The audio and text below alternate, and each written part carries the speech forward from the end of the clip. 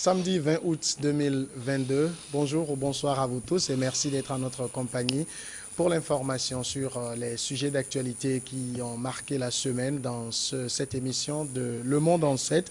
Nous allons parler du Mali, le Mali qui accuse la France de fournir armes et renseignements aux djihadistes lors de leurs attaques. On ira également au niveau du Sénégal. Ousmane Sonko officialise sa candidature pour la présidentielle 2024. Et au Togo, en deuxième partie, on parlera de la création d'un comité de régulation de l'assurance maladie universelle. Et pour évoquer ces trois sujets, j'ai sur le plateau aujourd'hui Abel Hezou Ouiao Badassé. Il est le secrétaire général du Parti du Peuple et d'Intégrité. Bonsoir Abel Badassé. Bonsoir M. Samuel. Merci. Bonsoir M. Johnson et bonsoir à tous ceux qui te suivent. Et merci à vous d'avoir accepté l'invitation. Merci à vous. Et face à vous, Eric Johnson, il est directeur de publication de l'Union. Bonsoir Eric. Bonsoir Samuel, bonsoir mon frère, mon très cher ami. Vous les politiciens et nous les journalistes, vous savez ce que c'est. Ouais. C'est le grand tabou, n'est-ce pas?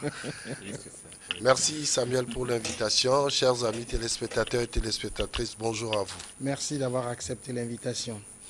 Le Mali, c'est notre premier sujet. Les autorités de Bamako ont saisi le Conseil de sécurité de l'ONU pour une accusation contre la France. La France accusée par Bamako de fournir des armes et des renseignements aux djihadistes. Qu'est-ce qui fonde ces accusations des autorités de Bamako? On n'en sait pas grand-chose, mais le Conseil de sécurité de l'ONU devrait se réunir très prochainement pour plancher sur la question. Eric Johnson, c'est une accusation qui surprend plus d'un, d'autant qu'on connaît les relations qui existent d'abord entre la France et ses anciennes colonies. On sait que ces relations avec le Mali sont devenues très tendues, mais de là, accuser Paris de soutenir les djihadistes, c'est que Bamako doit avoir de sérieuses informations en ce sens. Bien sûr. Je crois que quelque part c'est l'histoire qui se répète au Mali. Vous savez que à la suite de la colonisation, le Mali avait de très bonnes relations avec l'ancienne Russie, l'URSS, oui, dans le temps. Et donc, une fois après le coup d'État, les Russes sont partis. Le Mali a repris de très bonnes relations avec la France. Et vous savez, jusqu'à récemment, en 2012, c'est le Mali qui a fait appel à la France pour venir le soutenir face aux terroristes, au djihadisme qui était en train de s'installer ou de prendre une grande partie de ce territoire-là. Et donc, aujourd'hui, quand vous regardez un peu ce cliché-là, vous vous demandez pourquoi la France et le Mali n'arrivent plus à s'entendre sur le minimum, puisque en réalité, la France a accepté venir au Mali au nom de la lutte contre le terrorisme. Et est-ce que cette lutte-là est terminée? Pourquoi alors tous ces remue-ménages-là dans les relations diplomatiques et militaires également entre ces deux pays? Je pense que l'État malien est un État souverain et il ne peut pas accuser une puissance occidentale sans avoir la moindre preuve de ces accusations. 4 accusations, quand vous parcourez un peu le courrier qui a été envoyé à l'ONU, c'est 4 accusations. Fourniture d'armes aux terroristes, collecte de renseignements pour les groupes djihadistes, espionnage et intimidation des forces armées maliennes. Donc, quand vous regardez ces 4 accusations, vous vous demandez, mais quel est le rôle que joue aujourd'hui la France, si tant est qu'elle était là pour lutter contre le terrorisme? Et je crois que l'État français aussi a réagi tout de suite en disant que non, que tout ça là, c'est faux, c'est pas fondé. Mais on est à l'ONU. Donc, le Conseil de sécurité de l'ONU va se réunir et va démontrer. Parce que quand vous accusez, vous apportez des preuves. Et l'accusé aussi doit apporter les preuves contraires pour qu'il soit complètement disculpé. Donc, on attend de voir ce qui va se passer. Abel Badassé, vous pensez que pour Bamako, c'est juste une accusation parmi tant d'autres, ou bien elle a forcément des preuves qu'elle va fournir au niveau de l'ONU? Non, moi je pense que le niveau où nous en sommes actuellement par rapport à la relation entre le Mali et la France, c'est arrivé à un degré très élevé parce que la saisine a été faite au niveau du Conseil de sécurité de l'ONU. Donc ça veut dire que le Mali s'est appuyé sur des preuves peut-être solides avant d'y aller. Donc pour moi aujourd'hui, cette relation entre la France et le Mali, on ne peut qu'inviter les deux parties à mettre de l'eau dans leur vin parce qu'en tant que des États souverains... Est-ce qu'on n'a pas, avec ces deux-là, dépassé le stade d'eau dans le vin? Le stade est dépassé, mais à un moment donné, il faut revenir à la table de discussion pour échanger, pour voir qu'est-ce qui ne va pas. Entre la France et le Mali, c'était une relation d'amour. Mais aujourd'hui, on est surpris que cette tension est montée jusqu'à ce niveau. Bon, on se rappelle encore, ce n'est pas la première accusation. C'était le Premier ministre d'abord, Choguel, qui avait accusé la France et de pouvoir se servir des groupes terroristes pour fragiliser le gouvernement de transition. Et la France avait réagi vivement. Donc, aujourd'hui, si le chef de la diplomatie malienne, encore avec cette saisine-là, pointe du doigt accusateur la France, cela veut dire que aujourd'hui le Mali peut avoir une certaine des sources qui prouvent réellement que la France est en train de mener des activités subversives sur le territoire malien. Et là, les Maliens ne sont pas prêts à brader leur souveraineté dans cette histoire. Je parlais tout à l'heure de l'histoire, je n'avais pas terminé. C'était, vous savez, le peuple malien, face aux colonisateurs, la France, a une histoire. Vous savez que c'est le Rassemblement démocratique africain a été créé à Bamako. Et donc, c'est que ce peuple-là a, je ne sais pas, cette force de réclamer sa souveraineté toujours vis-à-vis de la France. Et donc, je disais que c'est l'histoire qui se répète aujourd'hui. Et donc, quand il y a eu un déchirement entre la France et le Mali, donc le Mali s'est retourné vers l'URSS. Aujourd'hui, on voit encore la même chose qui se profile. Mais est-ce que ça veut dire que prochainement, le Mali et la France vont encore se retrouver? Juste pour répondre à la question de M. Ezou. Voilà. Oui. Juste permettez-moi de relever une inquiétude, mais pour la France est présente au Mali ça fait 9 ans. Et en dehors de la force Serval, après c'est Barkhane, mais avec la MINUSMA, la force Takuba, s'il faut dire que jusqu'au jour d'aujourd'hui, nous avons encore des groupes terroristes qui opèrent sur le territoire malien, malgré toute la logistique que ces différentes organisations que nous avons, je viens de soulever, disposent, on n'arrive pas à circonscrire le mal dont souffre le Mali aujourd'hui. Je me pose la question, ces groupes terroristes-là, qui les arme? D'où est-ce qu'ils détiennent toute la logistique qu'ils utilisent? Nous avons des questions, de réelles questions à se poser par rapport à l'existence encore de ces groupes armés. On a l'impression que ces groupes-là sont financés, sont armés, sont entraînés par des forces obscures. Et si aujourd'hui je vois la saisine de la... Faut pas aller loin. C'est les forces occidentales qui financent, moi, je n'ai pas de c'est des questions. Non, mais il faut le dire parce que nous ne fabriquons pas d'armes en Afrique. Ces armes-là viennent de l'Occident. Et donc, aujourd'hui, il faut chercher ces groupes occidentaux qui arment ces miliciens-là. Il faut mettre 10 ans sans pouvoir... Et guérir cette plaie, je pense que les Occidentaux vraiment ont quelque chose dans cette histoire. Vous vous rappelez de l'attaque de Tessit. C'est une attaque qui a été menée par des groupes terroristes avec des moyens modernes. Je veux parler des drones armés. Pour beaucoup, aujourd'hui, l'accusation que porte Bamako, ce n'est qu'un secret de polichinelle. Tout le monde se doutait qu'il y a des forces occidentales derrière le terrorisme qui sévit dans le Sahel. Alors, qui fabrique les drones? Mais c'est les Occidentaux. Et quelque part, les Asiatiques comme la Turquie, l'Inde, le Pakistan, et Taïwan, Chine, etc. Mais c'est ces pays-là qui fabriquent les drones. On peut tracer ces drones-là et savoir effectivement ceux qui financent ou ceux qui arment les terroristes, les djihadistes-là. Vous savez, je crois que le monde d'aujourd'hui a quelque chose de très particulier. On ne veut pas la paix. Et pourtant, tous les jours, on se dit la paix partout, la paix sur le continent, la paix en Afrique, la paix dans le monde, etc.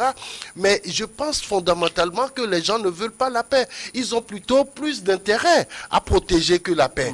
Parce que s'il y a la paix dans le Sahel aujourd'hui, qui va acheter leurs drones, qui va acheter leurs armes, etc. Voilà. Donc, il faut le Mali est en train d'accuser la France aujourd'hui.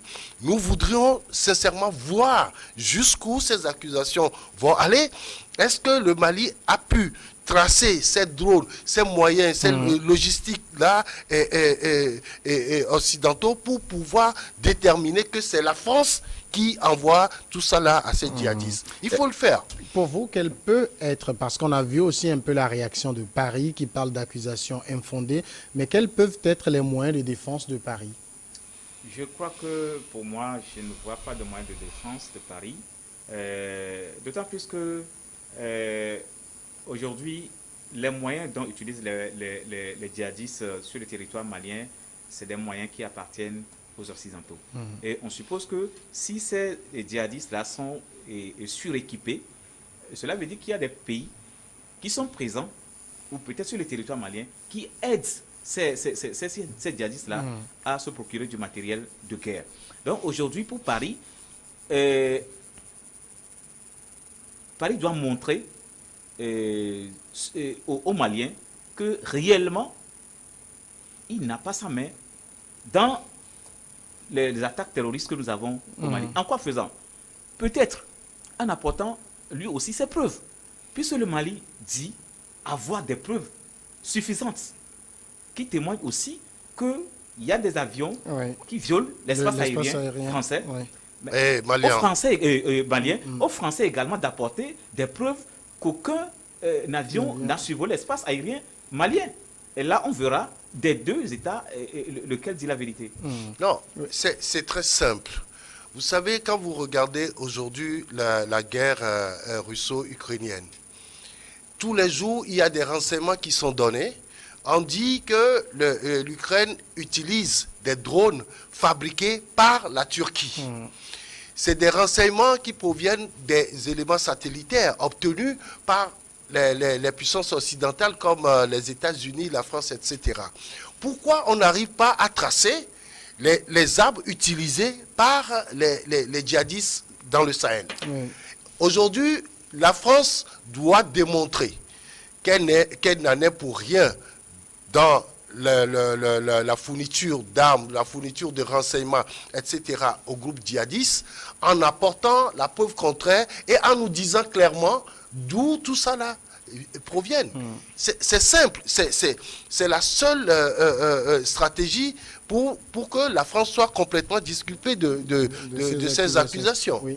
Moi, je pense qu'il serait un peu difficile parce que lorsque je me rappelle encore des propos de Choguel, lorsqu'il parlait du début de la crise, c'est l'État malien qui a fait appel à la France, qui a demandé à la France de venir la soutenir dans cette lutte contre les terroristes. 2013. Mais lorsqu'ils sont arrivés en 2013, qu'est-ce qui s'est passé? La France dit avoir repoussé les djihadistes jusqu'à un certain niveau pour empêcher ces djihadistes de prendre Bamako.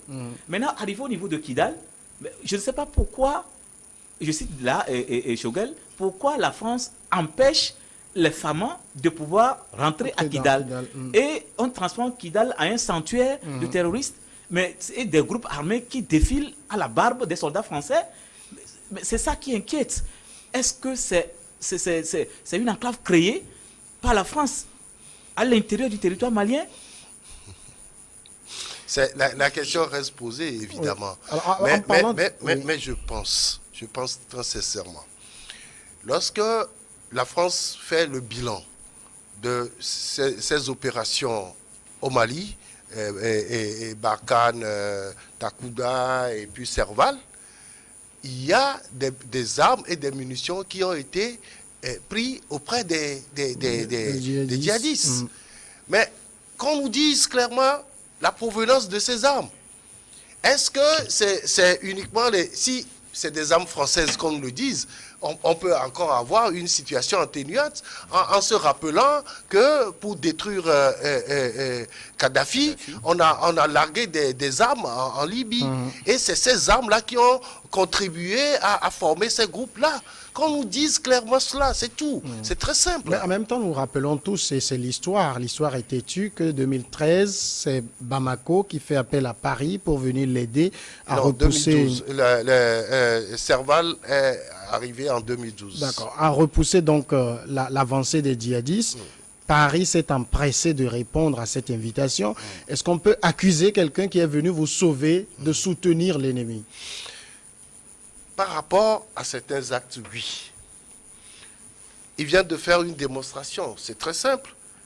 Vous repoussez l'ennemi jusqu'à un niveau et, enfin, ceux qui vous ont fait appel n'arrivent plus à traverser. On peut accuser que ça veut dire que vous êtes en toute intelligence avec l'ennemi. Maintenant, sur d'autres plans, nous vous avons fait appel pour nous aider. L'ennemi continue par nous attaquer, par nous tuer. Nous vous demandons replier. Nous avons d'autres amis qui peuvent aussi nous aider. Et là, il y a un problème. Mais pourquoi doit-il y avoir de problème? Puisque c'est nous qui vous avons demandé de venir nous aider. Je pense que la France, aujourd'hui, a... Même si le dernier militaire français vient de quitter, néanmoins, la France devait déjà, à partir... On verra bien ce qui va se passer à Kidal, puisque les Français sont partis. On verra si l'armée malienne, avec le groupe Wagner... L'armée malienne n'a jamais accepté l'expression Wagner, mais c'est... Ils disent qu'il y a une coopération entre deux États. Donc, Wagner, c'est la rhétorique créée par les Occidentaux. Non, pour... non, c'est pas créé par les Occidentaux. C'est eux qui parlent de mercenaires de Wagner. Non, mais l'État russe... L'État russe a reconnu la présence de Wagner sur le territoire malien. J'ai suivi un peu des émissions sur le... Parce que Poutine s'exprimait une fois, voilà, il a dit ça. Voilà, il a l'État dit malien n'a jamais reconnu cela. Ouais. Bon, enfin, de toutes les façons, aujourd'hui, il y a d'autres forces sur le terrain, en tout cas, les forces russes qui accompagnent les forces armées maliennes. Il faut désormais que ces forces-là avancent véritablement dans Kidal pour qu'on puisse faire la part des choses, tout simplement. Alors, vous avez bien fait de dire que l'armée française s'est retirée du Mali. Le dernier militaire français a quitté, c'était le dimanche dernier, le Mali, pour rejoindre le Niger. C'est donc la fin de l'ère Barkhane au niveau du Mali. Quelles sont les réactions des Maliens face à cela? On va suivre dans cette illustration. D'accord, comme moi, comme beaucoup d'autres Maliens qui l'attendent avec impatience, le départ des troupes étrangères. Bon, d'accord, après ce départ-là que nous attendons tous, il y a beaucoup de choses à faire. On doit travailler dur pour combler ce vide-là. Donc c'est à nous, les Maliens, de donner les mains dans les mains pour combler ce vide. Juste simple.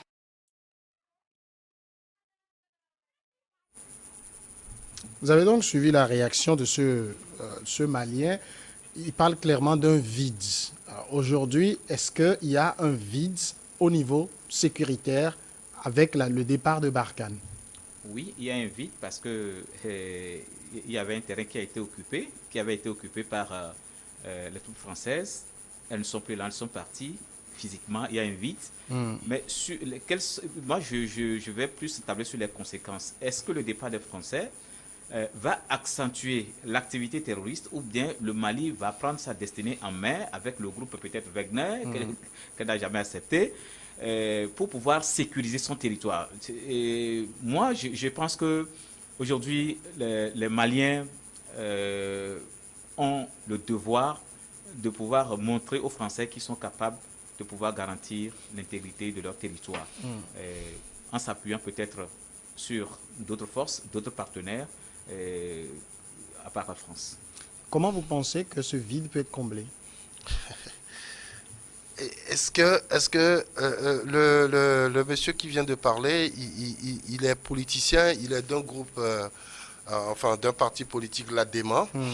Et je crois que il n'y a pas de vide en tant que tel, puisque la partie occupée par les forces étrangères, légales, je veux parler du MINUSMA, puisqu'il y a aussi des Allemands et d'autres Européens qui sont aussi partis. Et donc, comme tout ça là était sous le commandement français, je crois qu'au fur et à mesure que cette troupe-là partait, les FAMA et leurs nouveaux alliés occupaient automatiquement le terrain. Sauf que, vous savez, il y a une question de logistique qui se pose véritablement. C'est pour ça l'on pense qu'il y a un vide. En réalité, il n'y a pas de vide parce que, vous savez, les djihadistes aussi, les terroristes, ils ont aussi leur renseignement, ils suivent aussi tout ce qui se passe de près et tactiquement, ils reculent. Mais est-ce que c'est pour rebondir? On ne sait jamais. Donc, je dis qu'aujourd'hui, il n'y a pas de vide. Mais maintenant, comment faire pour occuper entièrement le terrain? Je pense que le Mali n'a pas autre choix que de discuter avec ces groupes djihadistes. Parce que la guerre asymétrique que ces groupes-là sont en train de mener, ce n'est pas pour finir aujourd'hui. Et tous les jours, ce sont des Maliens qui seront tués. Que ce soit au niveau des civils, que ce soit au niveau des forces des forces armées maliennes. C'est des Maliens qui seront toujours tués. Puisque ces gens-là vivent tous les jours au sein de la population. Pour déclencher leurs activités, mais c'est très simple. Ils suivent tout ce que vous faites et ils viennent vous attaquer nuitamment. Mais il faut tout simplement que l'État malien aujourd'hui accepte de discuter avec ces groupes-là et qu'on trouve une solution d'ensemble. Ça veut dire que pour vous, ce n'est pas le tout militaire la solution? Non, non du tout. Ça va créer encore plus de morts, malheureusement, au Mali. Vous pensez que l'une des solutions à envisager à ce problème, c'est d'ouvrir une page de discussion parce que aussi, ceux qui sont les tenants de ces groupes terroristes, on les connaît aussi. On connaît Iyad Agali, on connaît un certain nombre de personnes. C'est un passage obligatoire, le dialogue, parce que le terrorisme n'est jamais gagné d'avance. On peut tout faire, le terrorisme ne finira jamais. Donc le Mali, les autorités maliennes ont le devoir de pouvoir prendre l'encre avec ces chefs djihadistes afin de pouvoir s'asseoir sur une table de discussion et voir qu'est-ce qu'il faut faire pour qu'ensemble ils puissent construire le Mali. Il faut demander aux terroristes qu'est-ce qu'ils veulent concrètement. Donc, le Mali doit engager des discussions franches avec ces groupes armés afin qu'une solution soit trouvée. Mais de l'autre côté, je vois également avec le départ des Français, je vois qu'entre-temps, la France avait demandé de pouvoir appuyer l'aménagement sur le plan aérien. Mais le Mali a refusé. Comme quoi la France pourrait utiliser l'institution onusienne pour pouvoir mener des activités subversives. Aujourd'hui, si le Mali accuse la France de pouvoir aider ou bien d'armer et de fournir des renseignements aux djihadistes, mais ces avions qui décollent pour venir peut-être survoler le territoire malien. Il décolle d'où? Mais de Niamey. Mais aujourd'hui, il faut craindre alors une certaine brouille entre Niamey et Bamako, parce que si l'État malien se dit être déstabilisé à partir du Mali, cela fera que les relations entre le Mali et le Niger vont être envenimées par la suite. Ces relations-là ne sont pas déjà au beau fixe, hein, parce que le Mali a toujours accusé le Niger d'être de mèche avec les puissances occidentales et la CEDEAO pour le détruire. Mais bon, tout ça là, c'est à voir. Le départ, les Français sont partis. Ils se sont installés au Niger. Maintenant, on verra quelles activités ces troupes-là vont mener à partir du Niger. D'accord. Deuxième sujet, nous parlons maintenant du Sénégal. Le Sénégal qui vient de boucler les élections législatives qui se sont soldées par une très courte victoire pour la majorité présidentielle de Macky Sall, qui a réussi quand même à obtenir la majorité absolue d'une seule voix de plus, 83 députés. Les deux coalitions d'opposition regroupées ont réuni chacune 80, ensemble 80 députés plus 2 indépendants. Mais l'autre sujet d'actualité, c'est l'annonce de la candidature, la première annonce de candidature pour la présidentielle de 2024. Elle vient de celui qui était l'un des plus jeunes candidats, déjà il y a 3 ans, Ousmane Sonko, qui officialise sa candidature. On va suivre les propos du président du PASTEF. Moi, Ousmane Sonko, s'il plaît à Dieu, et si mon parti le veut, parce que nous avons des règles d'investiture au sein du parti, je suis candidat à l'élection présidentielle de février 2024. Je crois n'avoir pas besoin de démontrer la légitimité de cette candidature. Et je le dis avec toute l'objectivité du monde, il n'y a personne de mieux placé que nous pour gagner l'élection présidentielle de 2024, s'il plaît à Dieu. Et c'est pourquoi il faut qu'on reste focus. Et c'est parce qu'ils en sont convaincus qu'ils ont décidé de mettre un frein à ce projet. Quand je dis il faut comprendre qu'il s'agit de Macky Sall et son régime, mais il faut comprendre également que c'est la France.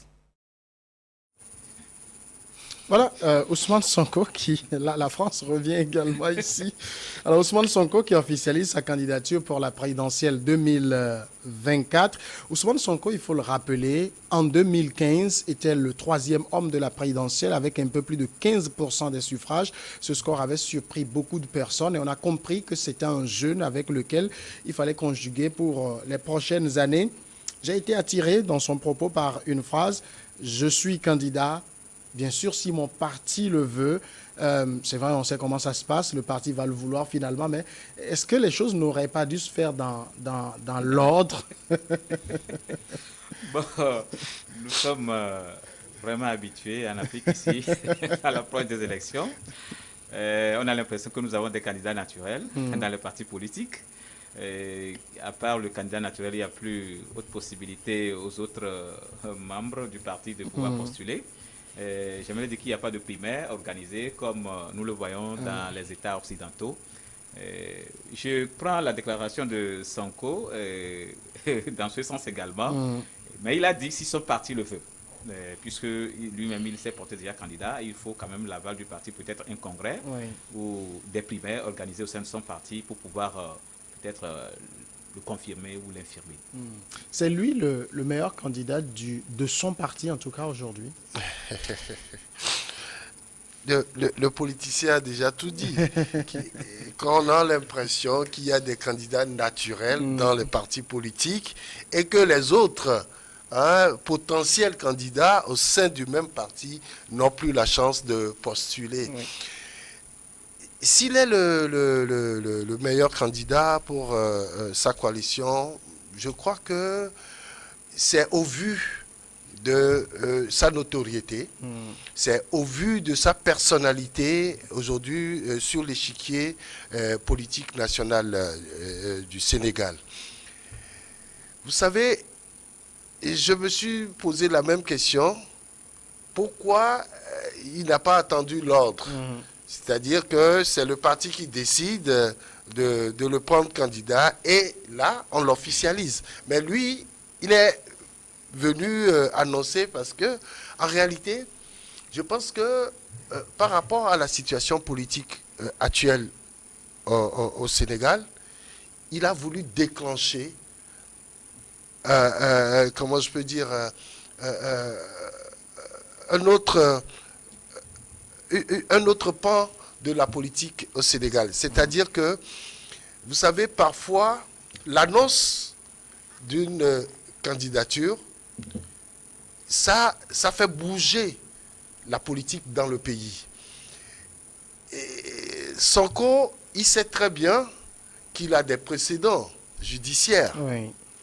Il a beaucoup d'affaires. S'il n'a pas pu se présenter aux élections législatives, c'est à cause de ça. Mais il se dit, il faut que déjà mes partisans commencent par se préparer psychologiquement pour la future élection présidentielle. On est en 2022. 2022, mais dans il 2 annonce ans. sa candidature pour 2024. Donc, je pense qu'il a fait tout un calcul politicien et c'est pour ça qu'il annonce cette candidature. Au vu de la situation du tableau politique qu'on a aujourd'hui, évidemment, il est le candidat, le candidat le mieux placé dans sa coalition pour pour participer à ces élections présidentielles. En même temps, est-ce que cette façon d'annoncer cette candidature, on voit que l'opposition a repris du poil de la bête après les législatives. Est-ce que ce n'est pas aussi un peu fait pression sur les autres coalitions d'opposition pour se ranger derrière lui? Exactement, je pense qu'il a pris tout le monde de court, tous ses partenaires de l'opposition, en annonçant sa candidature. Il aurait peut-être attendu une consultation à la base avec ses partenaires d'abord avant de le faire. Mais en annonçant sa candidature et en affirmant, en disant que si son parti le veut, ouais. Je pense que la consultation n'a pas été faite. Donc, Sonko a dans la tête peut-être un programme et il a des calculs bien définis avant de faire cette annonce. Et je pense que, au-delà de tout ce qu'on dit, lorsque nous voyons quand même les autres partenaires, Sonko est mieux placé, il est bien placé pour être un meilleur candidat contre Macky Sall en 2024. Bien placé, mais est-ce qu'il va recueillir la confiance des autres? Effectivement, c'est cette confiance-là qu'il faut chercher maintenant. Peut-être après cette annonce, je pense qu'il va faire des discussions de coulisses avec les autres partenaires pour pouvoir y arriver, arriver à les convaincre et à les rallier, comme cela a été le cas pour les législatives. Vous pensez qu'il peut réussir ce pari de faire en sorte de fédérer l'opposition derrière sa candidature?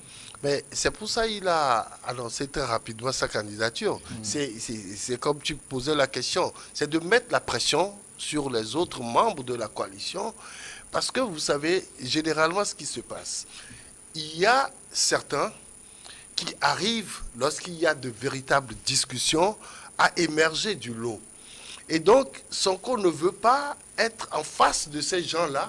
Déjà, en annonçant sa candidature, il y a de la pression. Les autres vont se dire, attention, est-ce que moi, je peux faire face à Sonko au sein de la coalition? Qu'est-ce que les gens vont penser de moi? Est-ce qu'ils ne vont pas se dire que j'ai été acheté ou je suis un vendu? Ou comment ça va se passer? Et donc, ça va faire que les autres vont se rétracter et naturellement, il sera mis devant la coalition pour aller à ces élections devant le candidat de la majorité présidentielle. Justement, c'est la question que j'allais poser. La majorité présidentielle, on ne sait pas qui va porter ses couleurs. Beaucoup disent que Macky Sall serait tenté par un 3e mandat. Quel que soit le candidat, Ousmane Sonko est l'homme de la situation pour vous? Moi, je pense que Ousmane Sonko est l'homme de la situation actuellement, quel que soit le candidat du côté du pouvoir.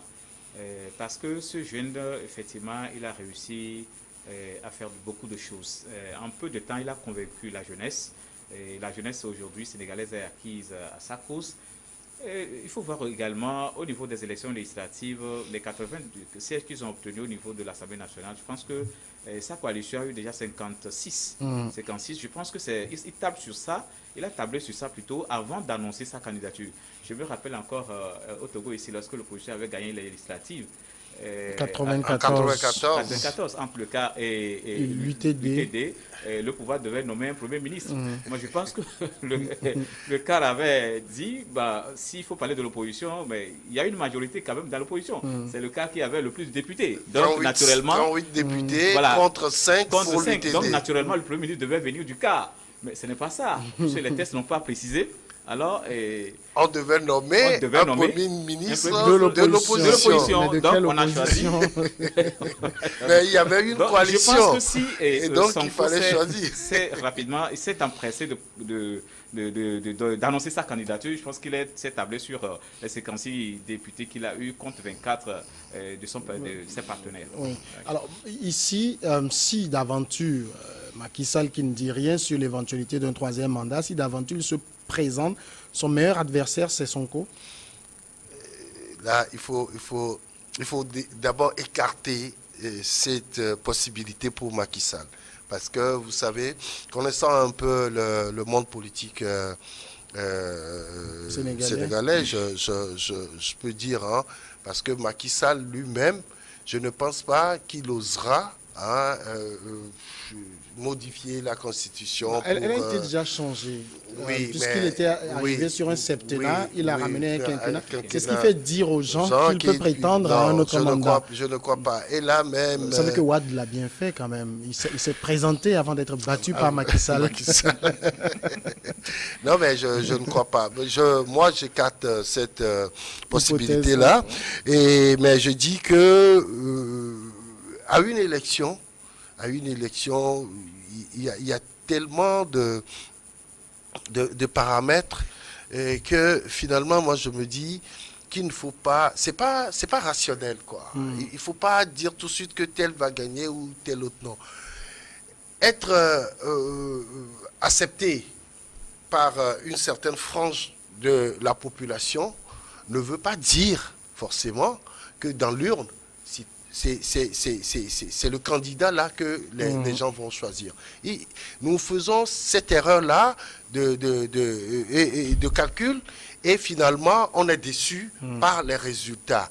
Parce qu'en réalité, aujourd'hui, quand on prend après le scrutin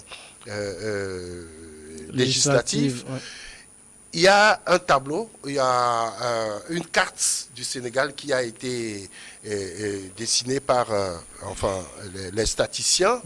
Mais quand tu regardes, en réalité, Macky Sall prend de l'avance sur Sonko, même sur toute l'opposition. Bon, mais donc, les gens ne sont pas très unanimes sur cette analyse parce qu'ils disent qu'en nombre de voix, l'opposition aurait remporté. Il faut voir, cette carte-là, mais Macky Sall a remporté dans les zones, dans l'arrière-pays, et l'opposition est très présente dans les grandes villes. Oui, mais quelle est la portion des Sénégalais qui se trouvent dans les zones rurales? C'est ça qu'il faut voir. Mais quand tu regardes cette carte-là, tu l'analyses, tu vois clairement que Macky Sall a pris de l'avance sur l'opposition. Et donc, je me dis que finalement, si les Sénégalais sont dans la posture d'une alternance, Sonko passe naturellement. Voilà.